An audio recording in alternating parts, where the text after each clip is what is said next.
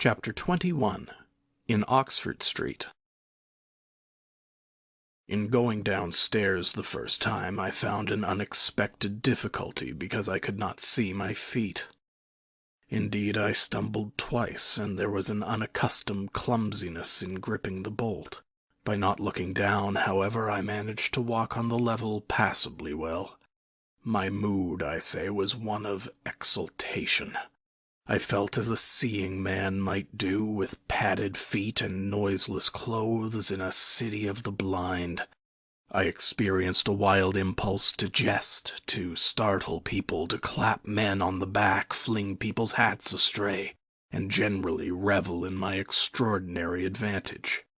But hardly had I emerged upon Great Portland Street, however, my lodging was close to the big draper's shop there, when I heard a clashing concussion and was hit violently behind, and turning saw a man carrying a basket of soda-water siphons, and looking in amazement at his burden. Although the blow had really hurt me, I found something so irresistible in his astonishment that I laughed aloud. "The devil's in the basket," I said, and suddenly twisted it out of his hand. He let it go incontinently, and I swung the whole weight into the air. But a fool of a cabman standing outside a public-house made a sudden rush for this, and his extending fingers took me with excruciating violence under the ear. I let the whole down with a smash on the cabman, and then, with shouts and the clatter of feet about me, people coming out of shops, vehicles pulling up, I realized what I had done for myself, and cursing my folly backed against a shop window, and prepared to dodge out of the confusion. In a moment I should be wedged into a crowd and inevitably discovered. I pushed by a butcher boy who luckily did not turn to see the nothingness that shoved him aside, and dodged behind the cabman's four-wheeler. I do not know how they settled the business. I hurried straight across the road, which was happily clear, and hardly heeding which way I went in the fright of detection the incident had given me, plunged into the afternoon throng of Oxford Street. I tried to get into the stream of people, but they were too thick for me, and in a moment my heels were being trodden upon. I took to the gutter, the roughness of which I found painful to my feet, and forthwith the shaft of a crawling hansom dug me forcibly under the shoulder-blade, reminding me that I was already bruised severely. I staggered out of the way of the cab, avoided a perambulator by a convulsive movement, and found myself behind the hansom. A happy thought saved me, and as this drove slowly along, I followed in its immediate wake, trembling and astonished at the turn of my adventure, and not only trembling, but shivering.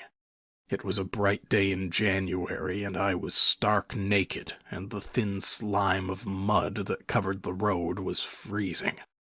Foolish as it seems to me now, I had not reckoned that, transparent or not, I was still amenable to the weather and all its consequences. Then, suddenly, a bright idea came into my head. I ran round and got into the cab, and so, shivering, scared, and sniffling with the first imitations of a cold, and with the bruises and the small of my back growing upon my attention, I drove slowly along Oxford Street and past Tottenham Court Road.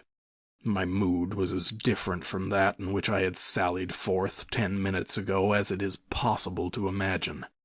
This invisibility, indeed. The one thought that possessed me was, how was I to get out of the scrape I was in?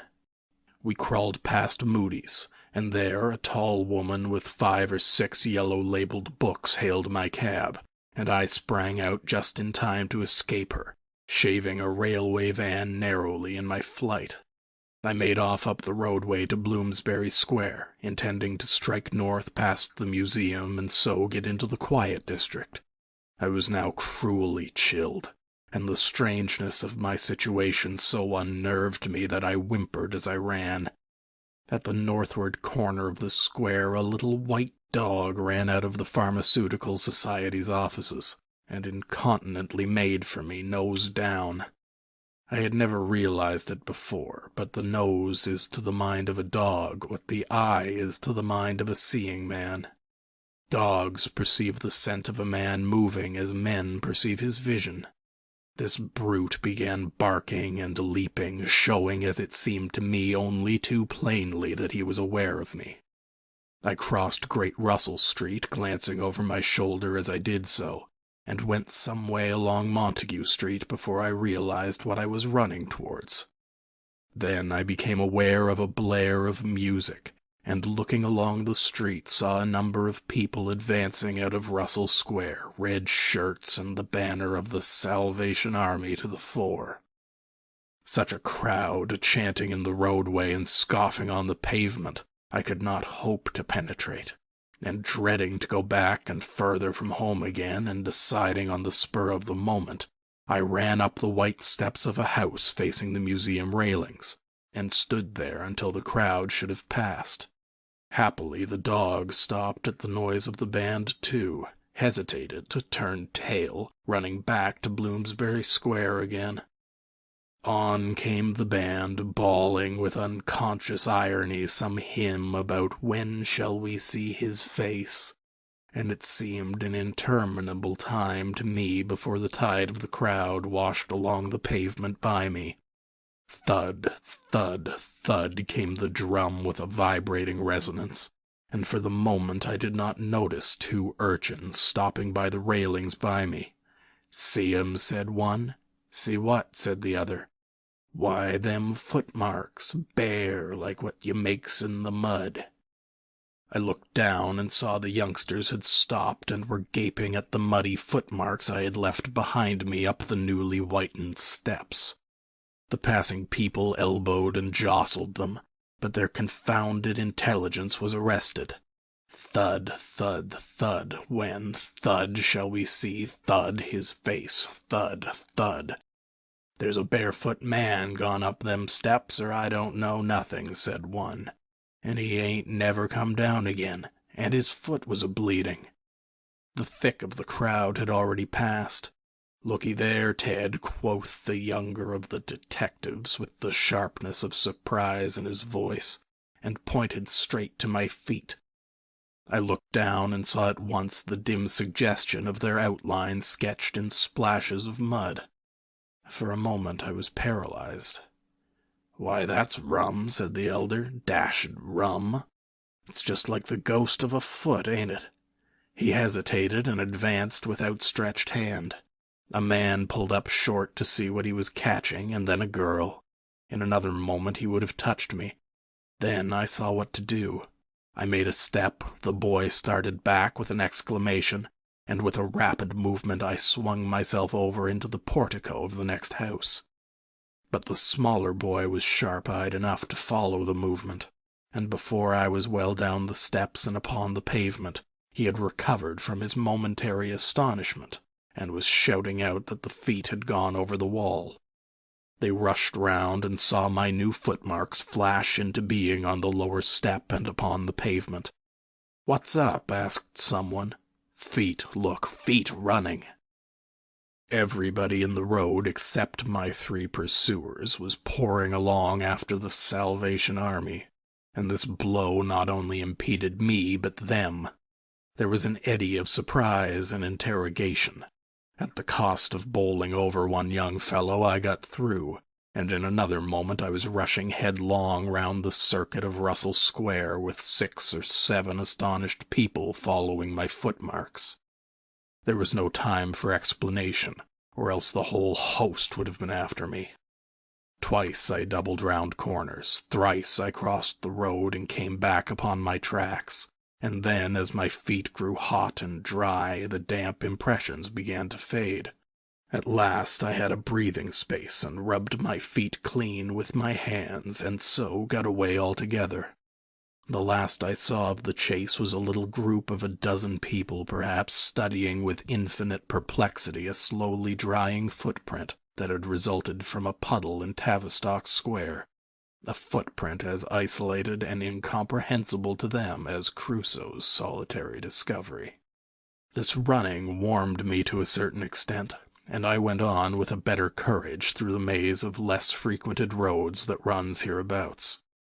My back had now become very stiff and sore, my tonsils were painful from the cabman's fingers, and the skin of my neck had been scratched by his nails. My feet hurt exceedingly, and I was lame from a little cut on one foot. I saw in time a blind man approaching me and fled limping, for I feared his subtle intuitions.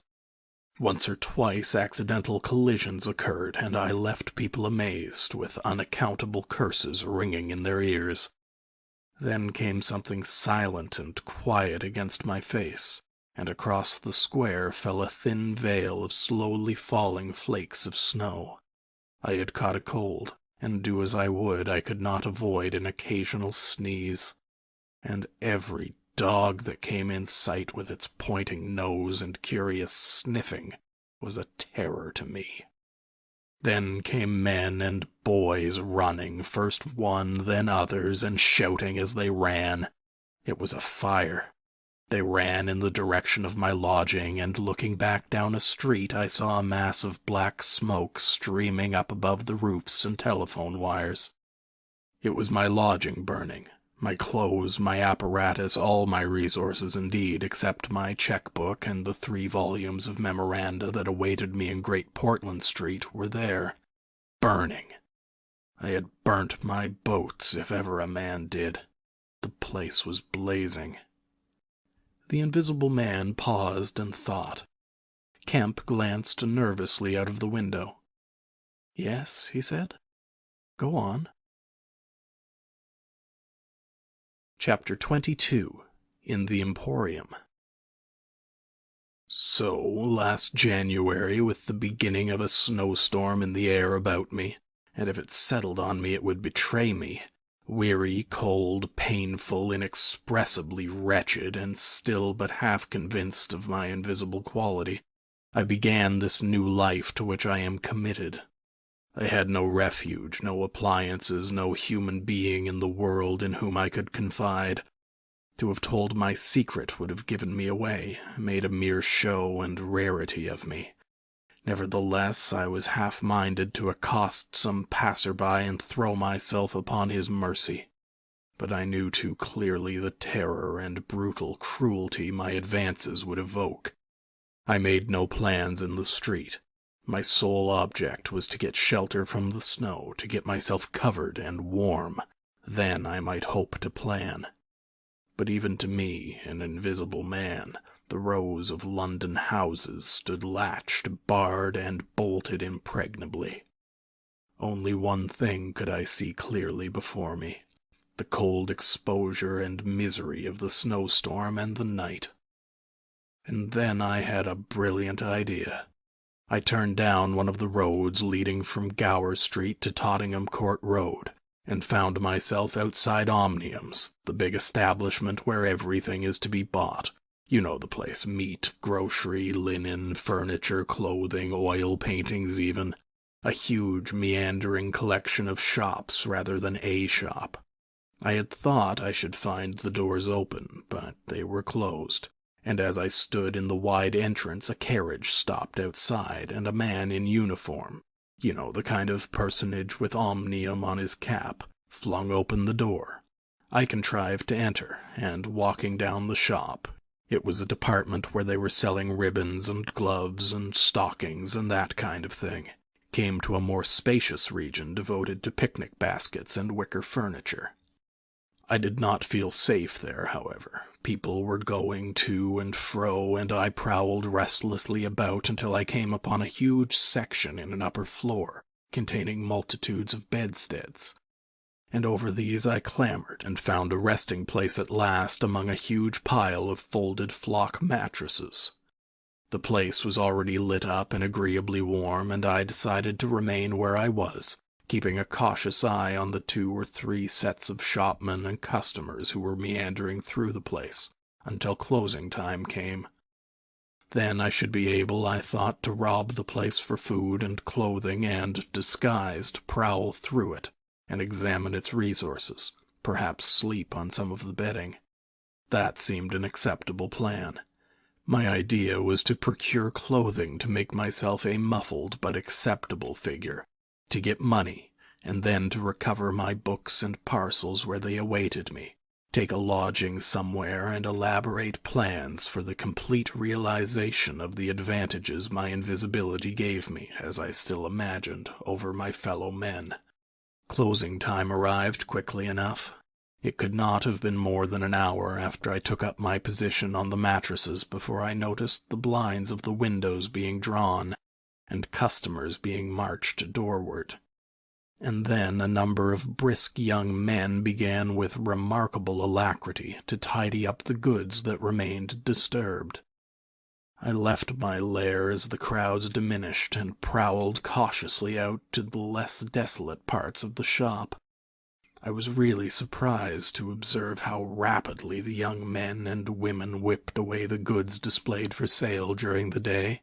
All the boxes of goods, the hanging fabrics, the festoons of lace, the boxes of sweets in the grocery section, the displays of this and that were being whipped down, folded up, slapped into tidy receptacles, and everything that could not be taken down and put away had sheets of some coarse stuff like sacking flung over them. Finally, all the chairs were turned up onto the counters, leaving the floor clear.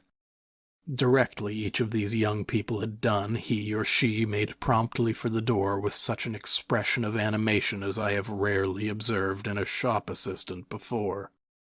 Then came a lot of youngsters, scattering sawdust and carrying pails and brooms. I had to dodge to get out of the way, and as it was, my ankle got stung with the sawdust. For some time, wandering through the swathed and darkened apartments, I could hear the brooms at work. And at last, a good hour or more after the shop had been closed, came a noise of locking doors. Silence came upon the place, and I found myself wandering through the vast and intricate shops, galleries, showrooms of the place, alone. It was very still. In one place I remember passing near one of the Tottenham Court Road entrances, and listening to the tapping of boot heels of the passers-by. My first visit was to the place where I had seen stockings and gloves for sale. It was dark, and I had the devil of a hunt after matches, which I found at last in the drawer of the little cash desk. Then I had to get a candle. I had to tear down wrappings and ransack a number of boxes and drawers, but at last I managed to turn out what I sought. The box label called them lamb's wool pants and lamb's wool vests. Then socks, a thick comforter. And then I went to the clothing place and got trousers, a lounge jacket, an overcoat, and a slouch hat, a clerical sort of hat with the brim turned down. I began to feel a human being again, and my next thought was food. Upstairs was a refreshment department, and there I got cold meat. There was coffee still in the urn, and I lit the gas and warmed it up again, and altogether I did not do badly. Afterwards, prowling through the place in search of blankets, I had to put up at last with a heap of down quilts.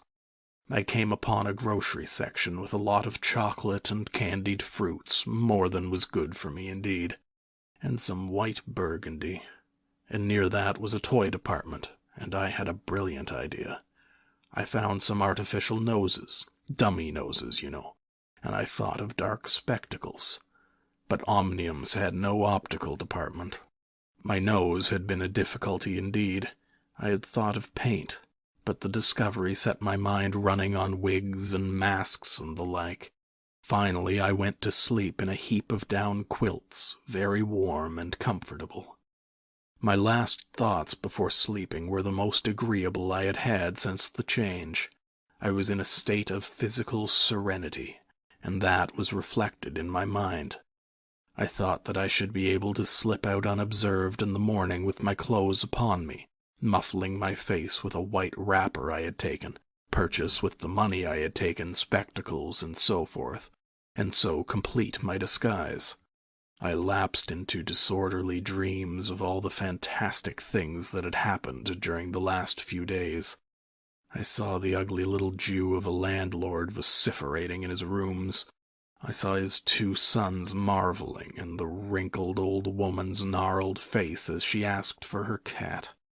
I experienced again the strange sensation of seeing the cloth disappear, and so I came round to the windy hillside and the sniffing old clergyman mumbling earth to earth, ashes to ashes, dust to dust, at my father's open grave. You also, said a voice, and suddenly I was being forced towards the grave. I struggled, shouted, appealed to the mourners, but they continued stonily following the service. The old clergyman, too, never faltered, droning and sniffing through the ritual. I realized I was invisible and inaudible, that overwhelming forces had their grip on me. I struggled in vain. I was forced over the brink. The coffin rang hollow as I fell upon it, and the gravel came flying after me in spadefuls. Nobody heeded me. Nobody was aware of me. I made convulsive struggles and awoke. The pale London dawn had come. The place was full of a chilly grey light that filtered round the edges of the window blinds. I sat up, and for a time I could not think where this ample apartment, with its counters, its piles of rolled stuff, its heaps of quilts and cushions, its iron pillars, might be. Then, as recollection came back to me, I heard voices in conversation. Then, far down the place, in the brighter light of some department which had already raised its blinds, I saw 2 men approaching. I scrambled to my feet, looking about me for some way of escape, and even as I did so, the sound of my movement made them aware of me. I suppose they saw merely a figure moving quietly and quickly away. "Who's that?" cried one, and "Stop there!" shouted the other. I dashed around a corner and came full tilt, a faceless figure, mind you, on a lanky lad of 15. He yelled, and I bowled him over, rushed past him, turned another corner, and by a happy inspiration threw myself behind a counter. In another moment feet went running past, and I heard voices shouting all hands to the doors, asking what was up, and giving one another advice how to catch me. Lying on the ground, I felt scared out of my wits, but, odd as it may seem, it did not occur to me at the moment to take off my clothes as I should have done. I had made up my mind, I suppose, to get away in them, and that ruled me. And then down the vista of the counters came a bawling of, "Here he is!"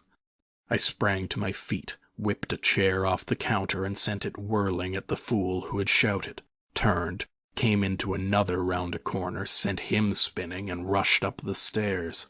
He kept his footing, gave a view hello, and came up the staircase hot after me.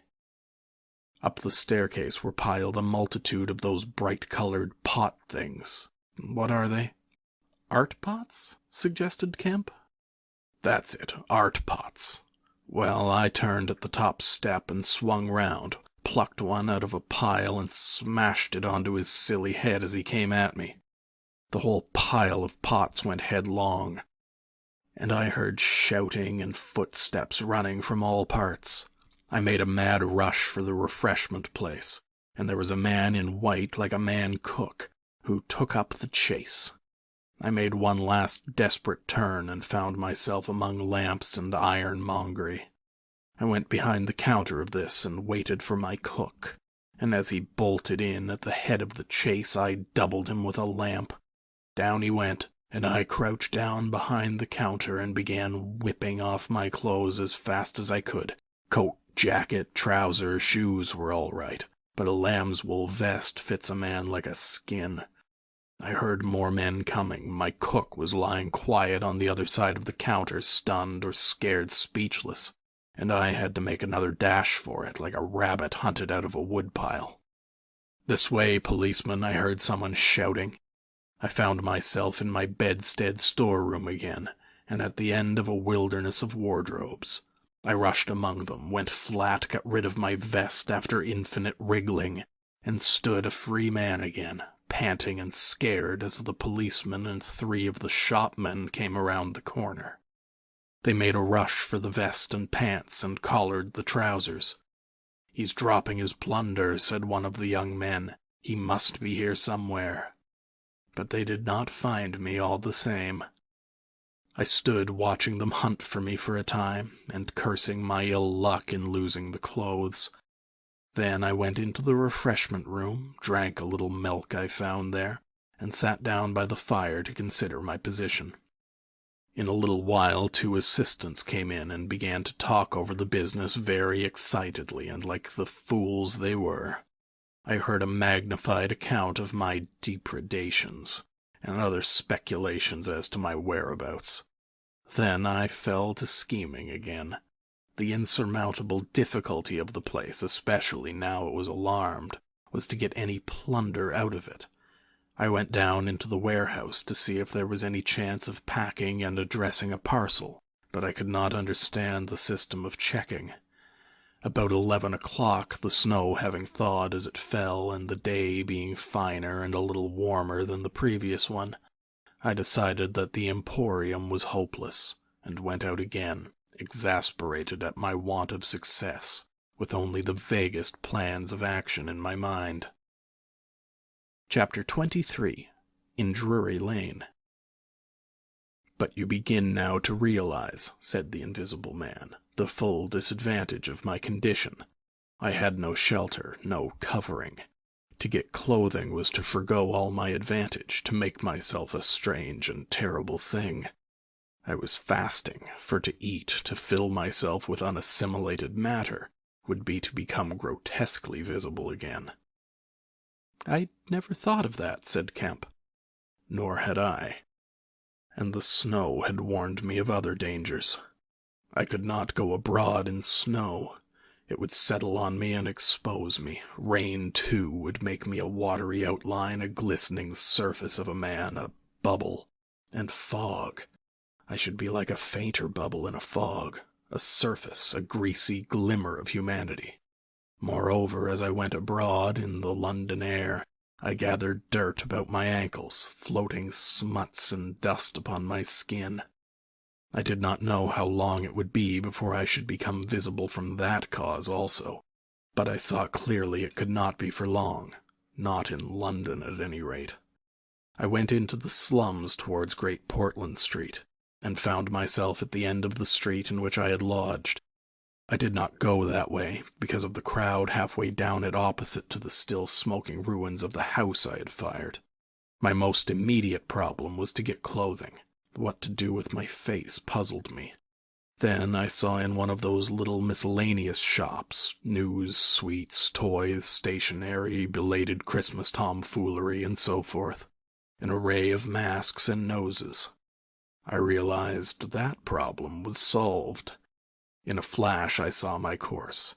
I turned about, no longer aimless, and went, circuitously in order to avoid the busy ways, towards the back streets north of the Strand, for I remembered, though not very distinctly where, that some theatrical costumers had shops in that district. The day was cold, with a nipping wind down the northward running streets. I walked fast to avoid being overtaken. Every crossing was a danger, every passenger a thing to watch alertly. One man, as I was about to pass him at the top of Bedford Street, turned upon me abruptly and came into me, sending me into the road and almost under the wheel of a passing hansom. The verdict of the cab rank was that he had some sort of a stroke. I was so unnerved by this encounter that I went into Covent Garden Market, and sat down for some time in a quiet corner by a stall of violets, panting and trembling. I found I had caught a fresh cold, and had to turn out after a time lest my sneezes should attract attention. At last I reached the object of my quest, a dirty, fly-blown little shop in a byway near Drury Lane, with a window full of tinsel robes, sham jewels, wigs, slippers, dominoes, and theatrical photographs. The shop was old-fashioned and low and dark, and the house rose above it for 4 stories, dark and dismal. I peered through the window and, seeing no one within, entered. The opening of the door set a clanking bell ringing. I left it open and walked round a bare costume stand into a corner behind a cheval glass. For a minute or so no one came. Then I heard heavy feet striding across a room, and a man appeared down the shop. My plans were now perfectly definite. I proposed to make my way into the house, secrete myself upstairs, watch my opportunity, and when everything was quiet, rummage out a wig, mask, spectacles, and costume, and go into the world, perhaps a grotesque but still a credible figure. And incidentally, of course, I could rob the house of any available money. The man who had just entered the shop was a short, slight, hunched, beetle-browed man with long arms and very short, bandy legs. Apparently I had interrupted a meal. He stared about the shop with an expression of expectation. This gave way to surprise, and then to anger as he saw the shop empty. "Damn the boys," he said. He went to stare up and down the street. He came in again in a minute, kicked the door with his foot spitefully, and went muttering back to the house door. I came forward to follow him, and at the noise of my movement he stopped dead. I did so too, startled by his quickness of ear. He slammed the house door in my face. I stood hesitating. Suddenly I heard his quick footsteps returning, and the door reopened. He stood looking about the shop like one who was still not satisfied. Then, murmuring to himself, he examined the back of the counter and peered behind some fixtures. Then he stood doubtful. He had left the house door open, and I slipped into the inner room. It was a queer little room, poorly furnished and with a number of big masks in the corner. On the table was his belated breakfast, and it was a confoundedly exasperating thing for me, Kemp, to have to sniff his coffee and stand watching while he came in and resumed his meal. And his table manners were irritating. 3 doors opened into the little room, one going upstairs and one down, but they were all shut. I could not get out of the room while he was there. I could scarcely move because of his alertness, and there was a draft down my back. Twice I strangled a sneeze just in time. The spectacular quality of my sensations was curious and novel, but for all that I was heartily tired and angry long before he had done his eating. But at last he made an end, and putting his beggarly crockery on the black tin tray upon which he had had his teapot, and gathering all the crumbs up on the mustard-stained cloth, he took the whole lot of things after him. His burden prevented his shutting the door behind him, as he would have done. I never saw such a man for shutting doors. And I followed him into a very dirty underground kitchen and scullery. I had the pleasure of seeing him begin to wash up, and then, finding no good in keeping down there, and the brick floor being cold on my feet, I returned upstairs and sat in his chair by the fire. It was burning low, and scarcely thinking I put on a little coal. The noise of this brought him up at once, and he stood aglare. He peered about the room, and was within an ace of touching me. Even after that examination, he scarcely seemed satisfied. He stopped in the doorway, and took a final inspection before he went down.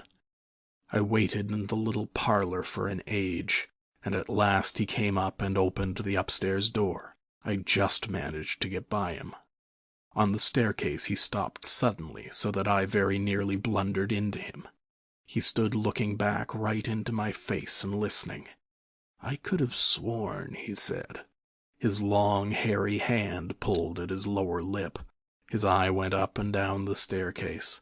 Then he grunted and went on up again. His hand was on the handle of a door, and then he stopped again with the same puzzled anger on his face. He was becoming aware of the faint sounds of my movements about him. The man must have had diabolically acute hearing.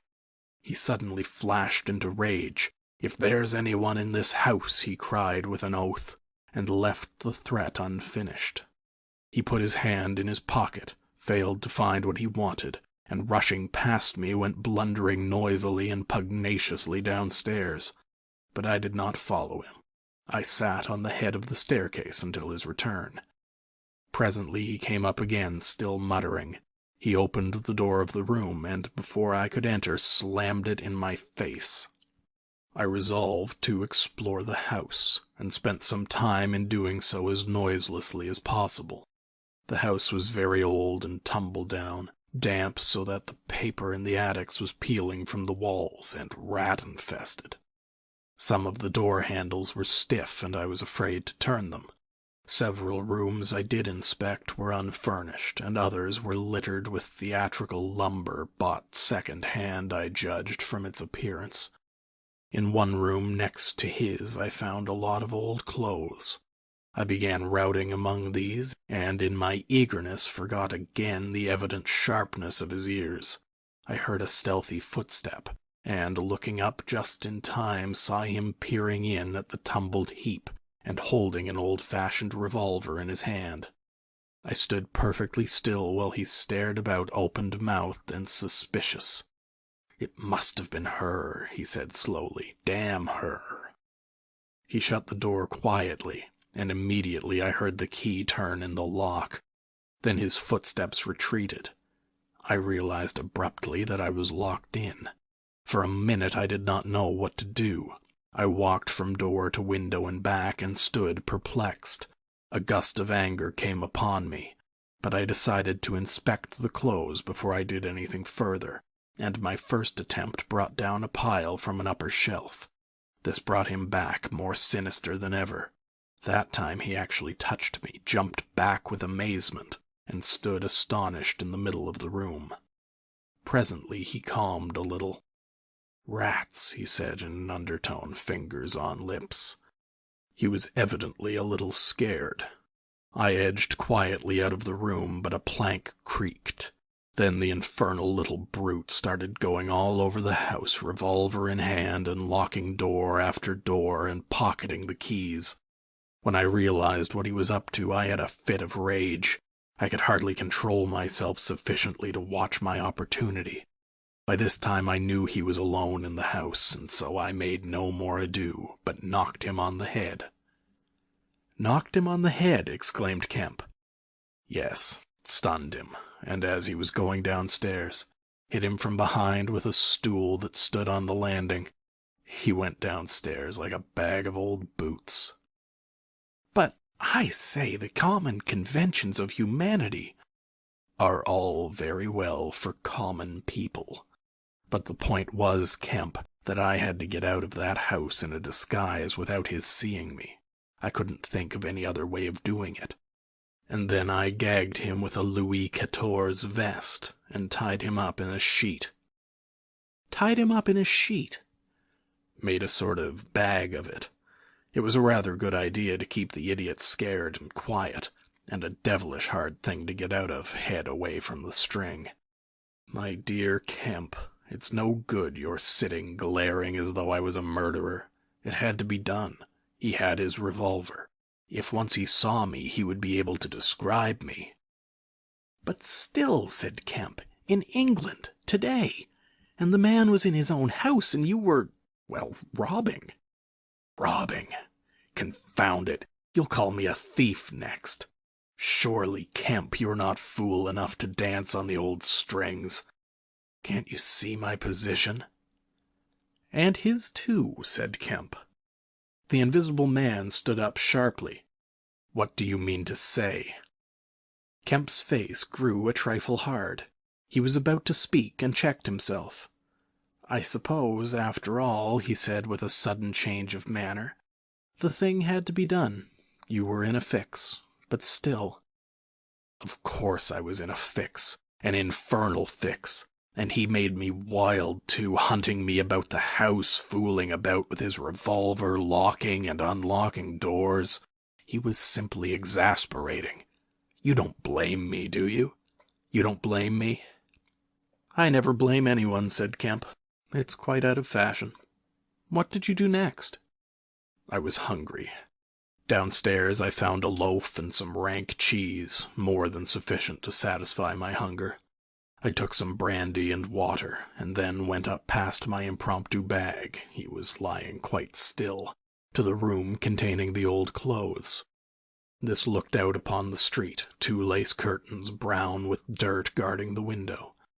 I went and peered out through their interstices. Outside, the day was bright, by contrast with the brown shadows of the dismal house in which I found myself, dazzlingly bright. A brisk traffic was going by, fruit carts, a hansom, a four-wheeler with a pile of boxes, a fishmonger's cart. I turned with spots of color swimming before my eyes to the shadowy fixtures behind me. My excitement was giving place to a clear apprehension of my position again. The room was full of a faint scent of benzoline, used, I suppose, in cleaning the garments. I began a systematic search of the place. I should judge the hunchback had been alone in the house for some time. He was a curious person. Everything that could possibly be of service to me I collected in the clothes storeroom, and then I made a deliberate selection. I found a handbag I thought a suitable possession, and some powder, rouge, and sticking plaster. I had thought of painting and powdering my face and all that there was to show of me in order to render myself visible, but the disadvantage of this lay in the fact that I should require turpentine and other appliances and a considerable amount of time before I could vanish again. Finally, I chose a mask of the better type, slightly grotesque, but not more so than many human beings, dark glasses, grayish whiskers, and a wig. I could find no underclothing, but that I could buy subsequently, and for the time I swathed myself in calico dominoes and some white cashmere scarfs. I could find no socks, but the hunchback's boots were rather a loose fit and sufficed. In a desk in the shop were 3 sovereigns and about 30 shillings worth of silver, and in a locked cupboard I burst in the inner room were 8 pounds in gold. I could go forth into the world again, equipped. Then came a curious hesitation. Was my appearance really credible? I tried myself with a little bedroom looking-glass, inspecting myself from every point of view to discover any forgotten chink, but it all seemed sound. I was grotesque to the theatrical pitch, a stage miser, but I was certainly not a physical impossibility. Gathering confidence, I took my looking-glass down into the shop, pulled down the shop blinds, and surveyed myself from every point of view with the help of the cheval glass in the corner. I spent some minutes screwing up my courage and then unlocked the shop door and marched out into the street, leaving the little man to get out of his sheet again when he liked. In 5 minutes a dozen turnings intervened between me and the costumer's shop. No one appeared to notice me very pointedly. My last difficulty seemed overcome. He stopped again. "And you troubled no more about the hunchback," said Kemp. "No," said the invisible man, "nor have I heard what became of him. I suppose he untied himself or kicked himself out. The knots were pretty tight." He became silent and went to the window and stared out. "What happened when you went out into the Strand?" "Oh, disillusionment again. I thought my troubles were over. Practically, I thought I had impunity to do whatever I chose, everything, save to give away my secret. So I thought. Whatever I did, whatever the consequences might be, was nothing to me.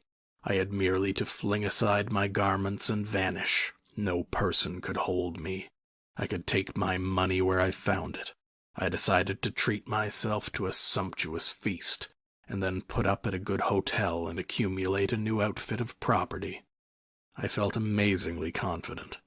It's not particularly pleasant recalling that I was an ass. I went into a place and was already ordering lunch when it occurred to me that I could not eat unless I exposed my invisible face. I finished ordering the lunch, told the man I should be back in 10 minutes, and went out exasperated. I don't know if you have ever been disappointed in your appetite." "Not quite so badly," said Kemp, "but I can imagine it." I could have smashed the silly devils. At last, faint with the desire for tasteful food, I went into another place and demanded a private room. "I am disfigured," I said, "badly." They looked at me curiously, but of course it was not their affair, and so at last I got my lunch. It was not particularly well served, but it sufficed, and when I had had it I sat over a cigar trying to plan my line of action, and outside a snowstorm was beginning. The more I thought it over, Kemp, the more I realized what a helpless absurdity an invisible man was in a cold and dirty climate and a crowded, civilized city. Before I made this mad experiment, I had dreamt of 1,000 advantages. That afternoon it seemed all disappointment. I went over the heads of things a man reckons desirable. No doubt invisibility made it possible to get them, but it made it impossible to enjoy them when they are got. Ambition. What is the good of pride of place when you cannot appear there? What is the good of the love of a woman when her name must needs be Delilah? I have no taste for politics, for the blackguardisms of fame, for philanthropy, for sport. What was I to do? And for this I had become a wrapped-up mystery, a swathed and bandaged caricature of a man. He paused, and his attitude suggested a roving glance at the window. "But how did you get to Iping?" said Kemp, anxious to keep his guest busy talking. "I went there to work. I had one hope. It was a half idea. I have it still. It is a full-blown idea now. A way of getting back, of restoring what I have done. When I choose. When I have done all I mean to do invisibly. And that is what I chiefly want to talk to you about now." "You went straight to Iping?" "Yes. I had simply to get my 3 volumes of memoranda and my checkbook, my luggage and underclothing, order a quantity of chemicals to work out this idea of mine. I will show you the calculations as soon as I get my books. And then I started. Jove, I remember the snowstorm now, and the accursed bother it was to keep the snow from dampening my pasteboard nose." "At the end," said Kemp, "the day before yesterday when they found you out, you rather, to judge by the papers—" "I did, rather. Did I kill that fool of a constable?" "No," said Kemp. "He's expected to recover." "That's his luck, then. I clean lost my temper, the fools. Why couldn't they leave me alone? And that grocer lout?" "There are no deaths expected," said Kemp. "I don't know about that tramp of mine," said the invisible man, with an unpleasant laugh. "By heaven, Kemp, you don't know what rage is. To have worked for years, to have planned and plotted, and then to get some fumbling, purblind idiot messing across your course. Every conceivable sort of silly creature that has ever been created has been sent to cross me. If I have much more of it, I shall go wild. I shall start mowing 'em. As it is, they've made things 1,000 times more difficult."